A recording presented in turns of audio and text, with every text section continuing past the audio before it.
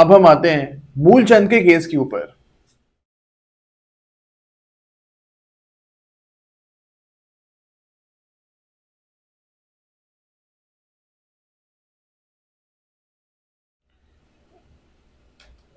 अब इस केस में बताया गया था कि अगर आप गवर्नमेंट के साथ कॉन्ट्रैक्ट कर रहे हो, if you are doing contract with the government, तो यहाँ पे ये जो कॉन्ट्रैक्ट है it should be in the name of the governor और द प्रेसिडेंट।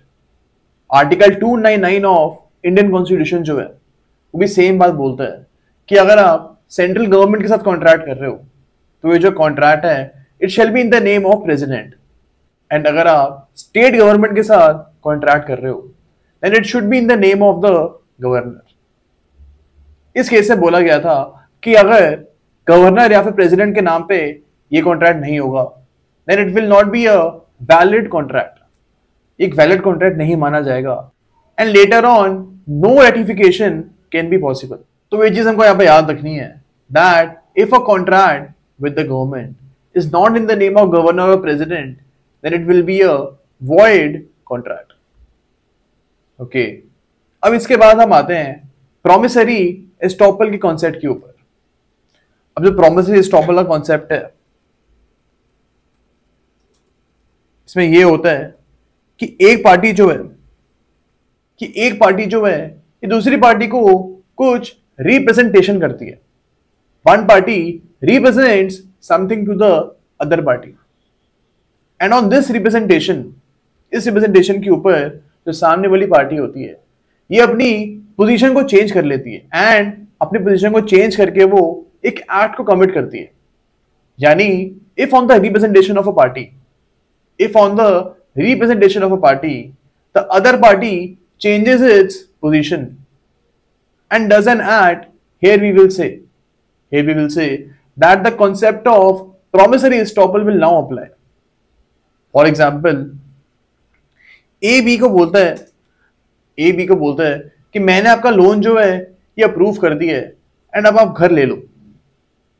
अब यहां पे वी कैन से कि ए ने बी को कुछ रिप्रेजेंटेशन करी है, अब बी जो है इस रिप्रेजेंटेशन के ऊपर घर को खरीद लेता है।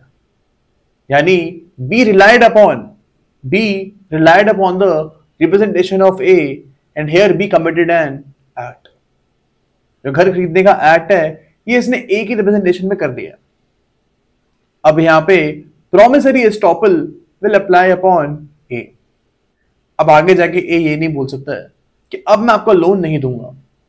He cannot refuse to provide loan to B now because the concept of promissory estoppel is applicable upon A now. अब हमको याद रखना है कि जो promissory estoppel का concept है ये गवर्नमेंट के ऊपर भी अप्लाई करेगा। Even on government this concept of promissory estoppel will apply. अब इस पॉइंट के ऊपर हमारे पास 3 केसेस हैं। We will start with the case of Anglo-Afghan Industries.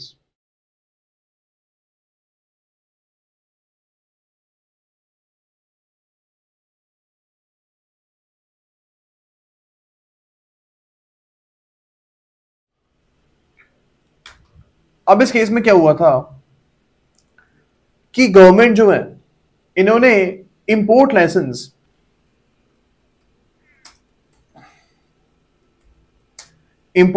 की स्कीम बनाई थी। अब इस स्कीम में यह बोला गया था कि जितनी वैल्यू का you are exporting the stuff उतनी ही वैल्यू का आप इंपोर्ट भी कर सकते हो। यानी यहां पे इंपोर्ट के ऊपर रिस्ट्रिक्शन लगा दी गई थी। फॉर एग्जाम्पल आपने $200 का सामान जो है इसको एक्सपोर्ट किया तो यहां पे you are eligible for an import of $200 का आइटम। अब यहां पे इस पॉलिसी के ऊपर रिलाय करके जो हमारे प्लेंटिफ हैं इन्होंने $200 का एक्सपोर्ट कर दिया। अब स्कीम के तहत $200 का इंपोर्ट करने का भी लाइसेंस मिलना चाहिए, बट यहां पे government had denied the licence to the plaintiff को यहां पे मना कर दिया गया था लाइसेंस देने के लिए। यहां पे गवर्नमेंट की तरफ से यही रीजन दिया गया था कि इस पॉलिसी को हमने बंद कर दिया है, we have close this policy, ऐसा गवर्नमेंट ने बोला था। अब in this case Supreme Court held that कि ऐसे आर्बिट्ररी तरीके से आप एक पॉलिसी को बंद नहीं कर सकते हो। You will have to abide by this policy and retrospective तरीके से आप एक पॉलिसी को चेंज नहीं कर सकते हो। यहां पे गवर्नमेंट के ऊपर प्रॉमिसरी एस्टॉपल का कॉन्सेप्ट लगा था, बिकॉज गवर्नमेंट की पॉलिसी के ऊपर सामने वाले प्लेंटिफ ने रिलाई किया था एंड अपनी पोजीशन को उसने चेंज किया था। The plaintiff had changed his position on the representation of the government. अब पीटी के हिसाब से आपको याद रखना है कि उल्हासनगर का जो केस है, अब थर्ड केस पे हम आते हैं जो कि है मोतीलाल पदमबत का केस।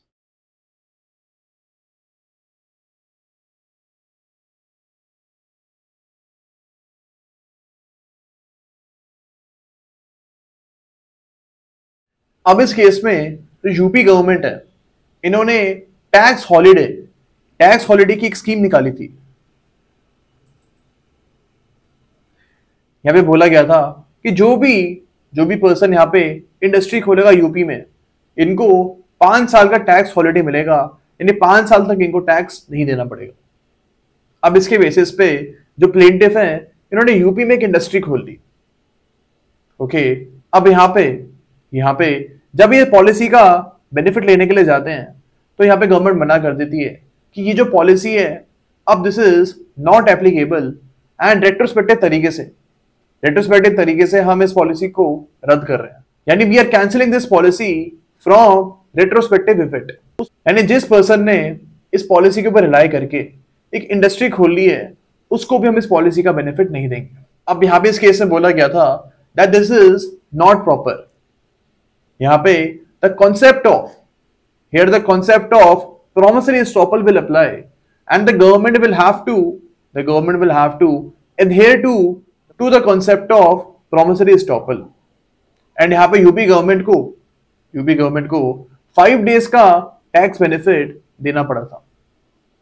ओके, तो ये चीज हमको याद रखनी है, ये कॉन्सेप्ट हमको याद रखना है that promissory estoppel also applies upon the government।